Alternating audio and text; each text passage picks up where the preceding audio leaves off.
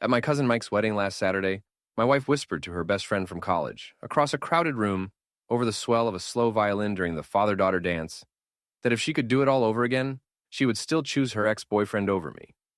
I heard every syllable, not because I was eavesdropping, but because I was sitting 2 feet away, because the music wasn't loud enough, because love doesn't vanish in a whisper, it shatters in one.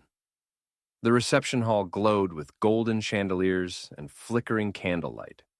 Strings played "Can't Help Falling in Love" as Mike's father held his daughter close, tears glistening on his cheeks, her head resting gently on his shoulder. Around us, guests clinked glasses, laughed, dabbed at their eyes. Champagne flowed freely. The scent of roasted garlic, rosemary, and melted butter drifted from the buffet table. Someone had ordered custom cocktails named after the couple: the Velvet Vow, the Last Dance. Lisa and I sat at table 12, our usual spot nestled between Amanda, Lisa's closest confidant since freshman year of college, and Amanda's husband, Steve, a quiet man who always smiled too politely and never said much unless asked directly. We'd been married 6 years.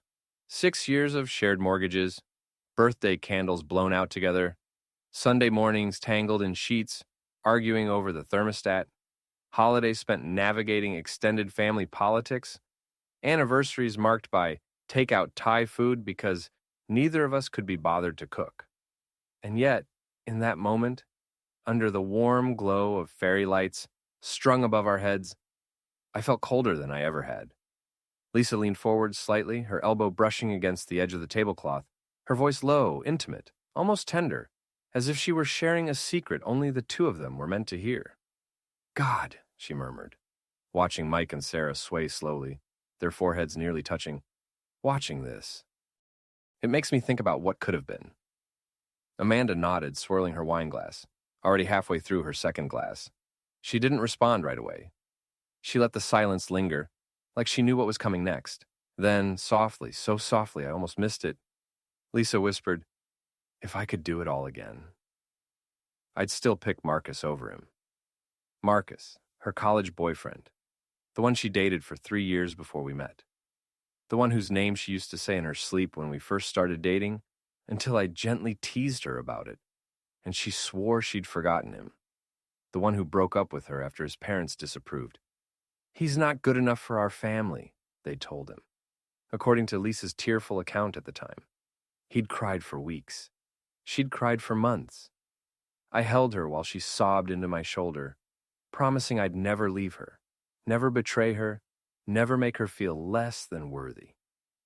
And now, 6 years later, standing beside me in a tuxedo I'd rented just for this occasion, the same one I wore to our own wedding, she was telling her oldest friend, in front of 20 people, that if fate gave her a second chance, she'd still choose him, me, the man who paid the bills, who remembered her mother's birthday every year, who brought her coffee in bed on bad days, who stayed up till 3 a.m. when she had panic attacks, who loved her even when she pulled away.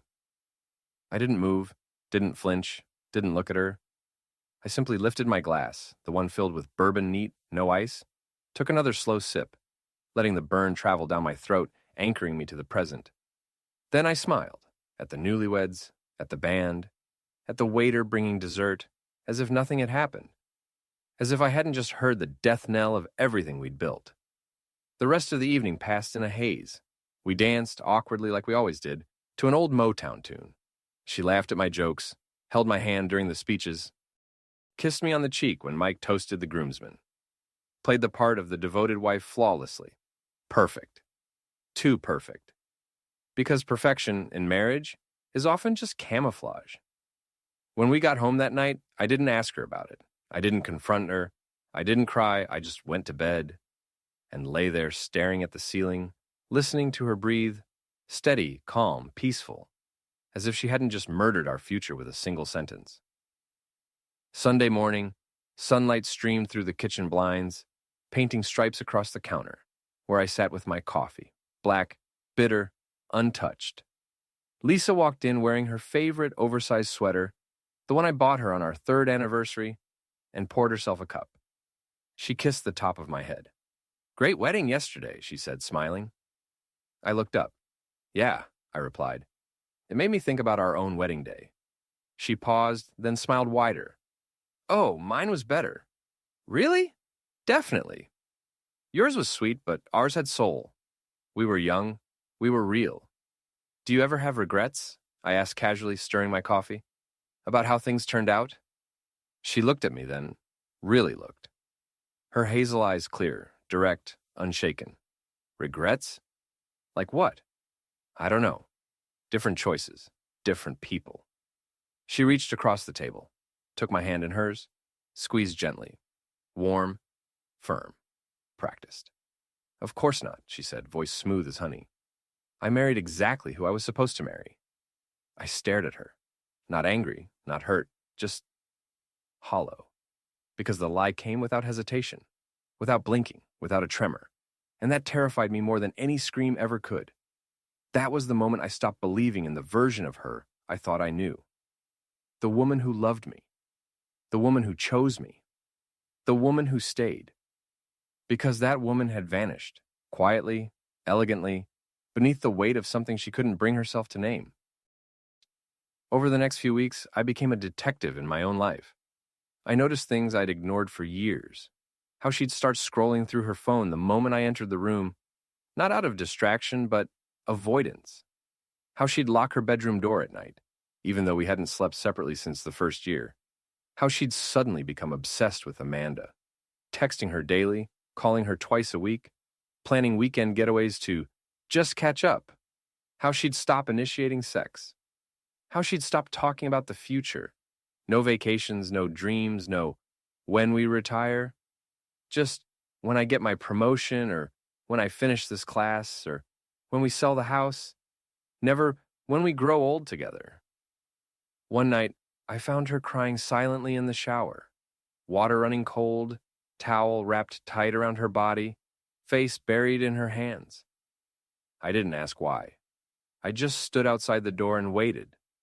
When she came out, she smiled. "I'm fine," she said. I believed her, until I realized I hadn't believed anything she'd said in a long time. 3 weeks after the wedding, Lisa announced Amanda was coming over for a girls' night. "Sounds fun," I said. "You don't have to leave," she replied. "I'll make myself scarce," I said. "You two should have privacy." "It's just wine and gossip," she insisted. "I know," I said. "But I've got some work to catch up on. Garage is quiet." I didn't tell her I'd set up my laptop in the garage workshop, the same space where I'd once fixed a leaky faucet and discovered, by accident, that the wall separating our kitchen from the garage was thin as cardboard. Years ago, our neighbor's dog had barked nonstop at 2 a.m., keeping me awake. I'd traced the sound, not through the floor, but through the drywall. A poor renovation job, cheap insulation. Sound traveled like wind through cracks. I'd forgotten about it, until now. That evening, I sat at my desk in the garage, headphones off, laptop open to a blank document. Not working, not writing, just waiting. The kitchen light flickered on at 8 p.m. Amanda arrived with a bottle of Chardonnay and a bag of cheese crackers. They laughed at first, about work drama, mutual friends, the absurdity of dating apps. Then, as the wine loosened their tongues, Amanda steered the conversation toward relationships. "So," she said, leaning back in her chair, legs crossed, glass dangling between her fingers, "how are things with you and David?" Lisa sighed, long, heavy, like the breath of someone carrying a stone in her chest. "Fine," she said, "same as always." That doesn't sound very enthusiastic. Lisa looked down at her hands. "It's not that there's anything wrong. David's a good husband, responsible, kind. He treats me well. He's stable." "But?" Amanda prompted. "But sometimes—" Lisa hesitated, then let it go. "Sometimes I wonder if stable is enough." Amanda sipped her wine. "What do you mean?" "I mean, at Mike's wedding, watching him and Sarah. They looked at each other like they were still falling, like every glance was a promise. When was the last time David and I felt that way?" "Marriage changes," Amanda offered gently. "Passion fades. That's normal." "I know," Lisa said. "But what if it was never really there to begin with?" Silence, then softly. "Are you thinking about someone else?" Long pause. Lisa didn't answer right away, then barely audible. Sometimes I think about Marcus. Amanda exhaled sharply. Lisa? I know, Lisa whispered. It's ridiculous. It was 10 years ago. But Marcus and I, we had something real, intense, electric, like lightning in a bottle with David. It feels more like a partnership. Safe, predictable, comfortable. And that's not enough? No, Lisa said. It's not. They moved to the living room after that, voices dropping, words muffled behind the sofa cushions. I couldn't hear the rest, but I didn't need to. I already knew what she'd said. The whisper at the wedding wasn't nostalgia. It was confession. It was truth, finally spoken, not to me, but to someone else. And I'd been the fool who let her speak it in private, while pretending to love me in public. Amanda left at 11 p.m. Lisa came to bed earlier than usual, more affectionate than she'd been in months, kissed me on the forehead, hugged me tightly, whispered, "Good night, love." I closed my eyes, wished I could hate her, wished I could rage, but all I felt was exhaustion, like I'd been running a marathon alone, and everyone else had stopped to watch. Monday morning, I called Tom Bradley, my lawyer, my college roommate, the man who'd helped me negotiate my first commercial lease, and now apparently would help me dissolve my marriage. We met at his office over black coffee in a booth near the window. I need to ask about divorce procedures, I said. He looked up from his tablet. Nothing's hypothetical when you're asking your lawyer about divorce, he said. What's going on? My wife isn't happy, I said. Not emotionally, not romantically. She's not cheating, not that I know of, but she's checked out, still in love with her ex. From college. Marcus. Tom raised an eyebrow. Evidence? She admitted it. To her friend, I overheard it. He leaned back. That's tricky. Overheard conversations in court? Especially if you were deliberately listening? Defense will argue entrapment, invasion of privacy. You can't just record private talks. What if she admitted it to me directly? That, he said, would be gold. Do you think I should try counseling? I think you should ask yourself, can you build a marriage with someone who wishes she'd married someone else? I didn't answer. He didn't push. Instead, he said, if you decide to move forward, get her to admit it. In person, clearly, without pressure. If she says she wants out, we file for no-fault divorce. Amicable, clean, fast. If she denies it, then it gets messy. She fights, she drags it out.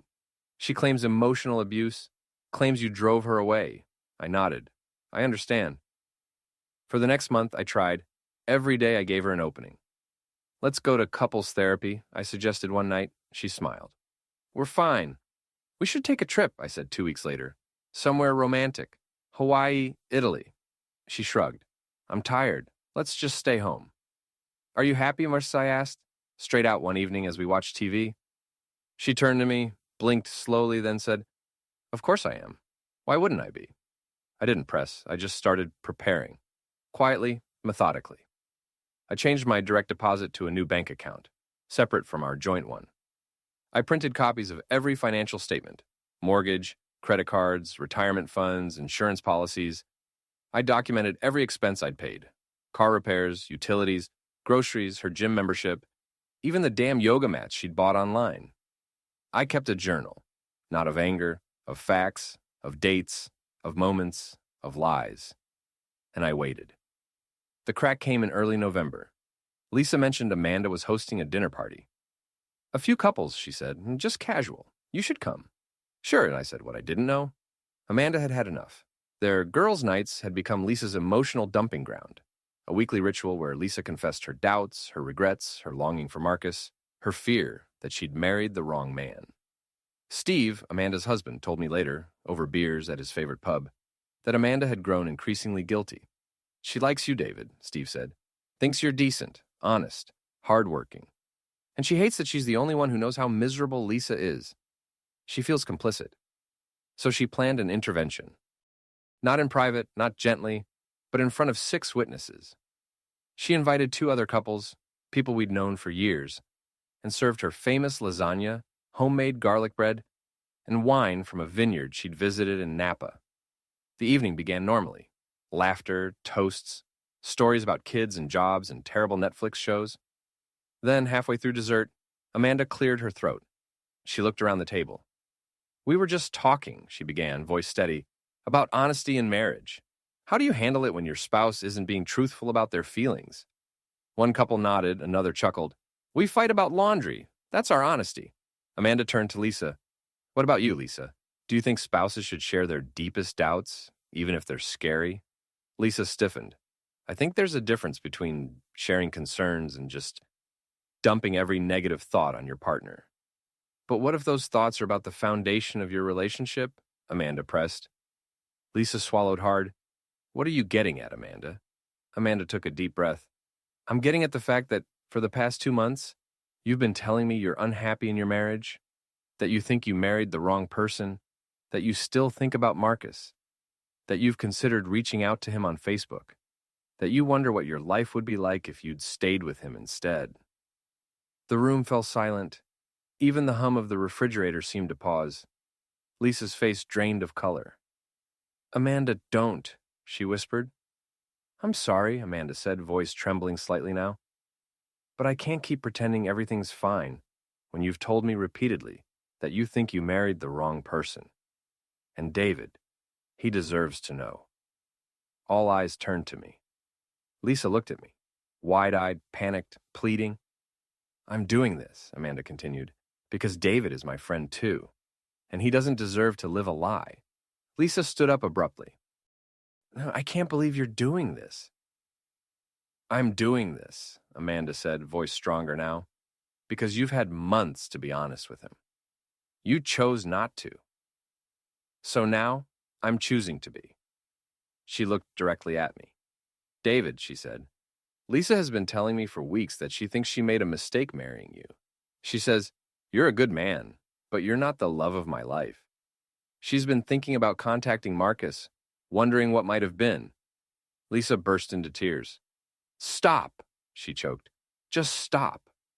"I won't stop," Amanda said, tears now streaming down her own cheeks. "Because this isn't fair to anyone. David deserves the truth, and you. You deserve to stop living one." Lisa looked around the table, at the faces of people who had once been her friends, and then back at me. Her lips trembled. "I can't believe you did this," she whispered. I didn't speak. I just waited. Amanda looked at me again. "I'm sorry," she said. "I didn't mean for it to happen like this." I shook my head. "No," I said quietly. "You didn't. But you did the right thing." Lisa turned to me desperate. "David, she's exaggerating. Yes, I've had doubts. Everyone does. Every married person has doubts." "Doubts about whether you married the right person?" I asked.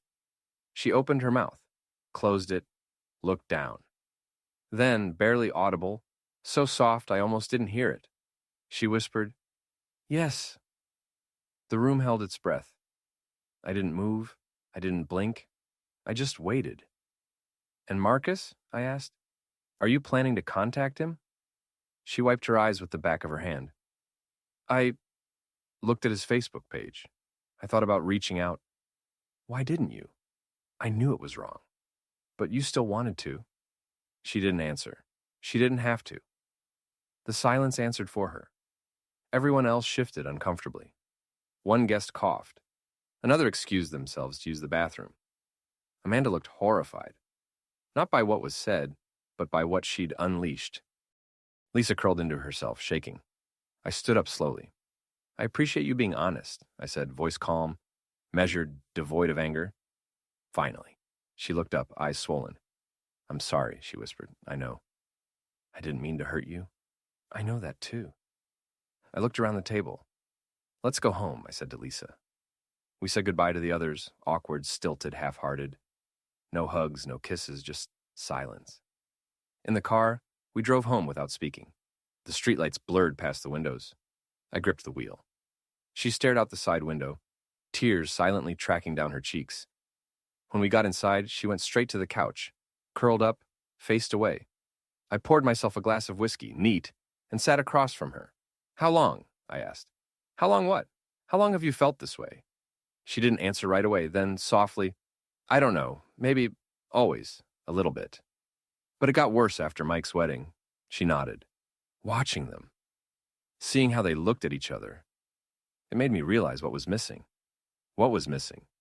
Passion, fire, that feeling. Like you'd choose each other even if the world ended. I swallowed hard. Why didn't you tell me? What was I supposed to say? Hey, honey, I think I married you for the wrong reasons and I'm still in love with my ex-boyfriend? Yes, I said, exactly that. She looked up startled. Because then, I continued, we could have worked on it, or ended it honestly, instead of you living a lie and making me live one too. She sobbed. I'm sorry, she whispered again. I know. Would you have wanted to work on it if I'd told you I still loved Marcus? I thought about it, truly thought.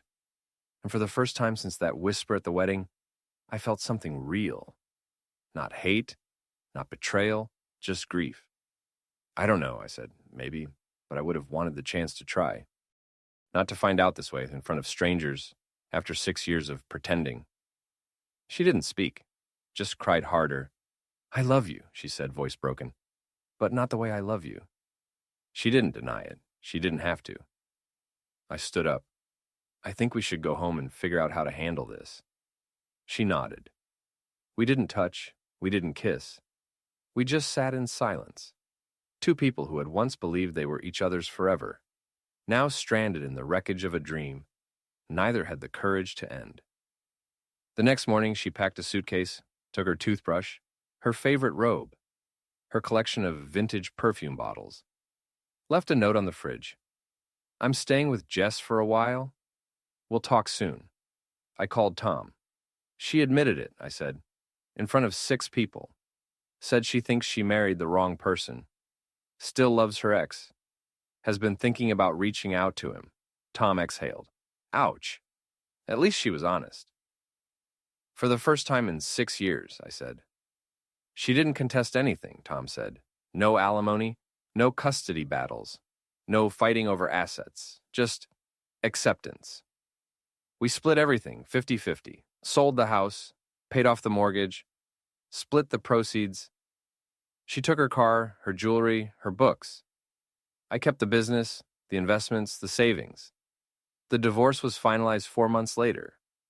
No drama, no court dates, just paperwork and peace. I heard through mutual friends that Lisa reached out to Marcus after the divorce was final.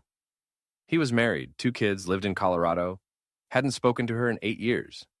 He replied politely, Thank you for reaching out. I hope you're happy.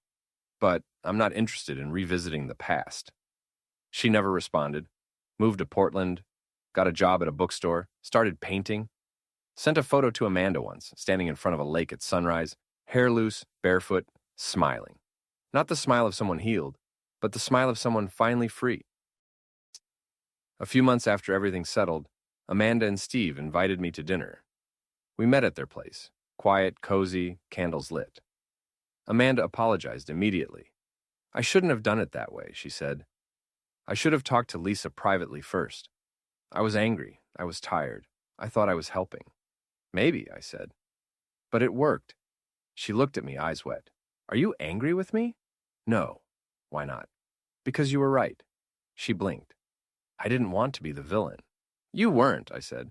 You were the mirror. She lowered her gaze. I didn't want to see you hurt anymore. I know. Steve raised his glass. To messy friends, he said, who tell the truth when it matters. I raised mine. To moving on, I said. 6 months later, I met Jennifer at a professional conference in Chicago. She was divorced too. 2 kids, worked as a high school art teacher, wore paint-stained jeans and chunky silver rings, spoke openly about her mistakes, didn't pretend to be perfect, didn't hide her scars. We talked for hours about loneliness, about rebuilding, about learning to trust again. She looked at me the way Lisa had looked at Marcus in her memories. Not with gratitude, not with safety, but with recognition, with choice, with joy. The kind of look that says, this is the one I picked. Not because he was convenient, not because he was safe, but because he made her heart beat like it mattered. I didn't rush, I didn't plan, I just showed up. And for the first time in a long time, I let myself believe Maybe this time I'd chosen right. And maybe, just maybe, she chose me too.